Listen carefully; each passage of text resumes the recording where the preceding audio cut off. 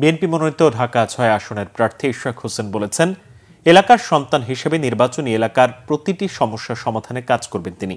বলেন, গত ১৭ বছরে জনগণ সুষ্ঠুভাবে ভোট দিতে পারেনি। বুধবার রাজধানীর ওয়ারীর ৪১ নং ওয়ার্ড বিএনপি আয়োজিত এক উঠান বৈঠকে তিনি এসব কথা বলেন। বিএনপির এই প্রার্থী বলেন, আসন্ন জাতীয় নির্বাচনে কিছু মহল ভোট প্রক্রিয়া ব্যাহত করার ষড়যন্ত্র করতে পারে। বাংলাদেশের রাজনীতিতে বিভাজন ও সহিংসতার সংস্কৃতি বন্ধ করতে হবে। একই সাথে নিশ্চিত করতে হবে জনগণের ভোটাধিকার। বিএনপির ৩১ দফার রূপরেখা বাস্তবায়নের মাধ্যমে একটি আধুনিক ও গণতান্ত্রিক রাষ্ট্র গঠন করা সম্ভব বলে মত দেন তিনি। শিক্ষা, স্বাস্থ্য, নিরাপত্তা, মৌলিক অধিকার ও সবার সমান নাগরিক অধিকার নিশ্চিত করাই বিএনপির লক্ষ্য বলে উল্লেখ করেন। জানান, এ মাসেই দেশে ফিরবেন তারেক রহমান এবং বাংলাদেশকে একটি গণতান্ত্রিক রাষ্ট্র হিসেবে গড়ে তুলবেন।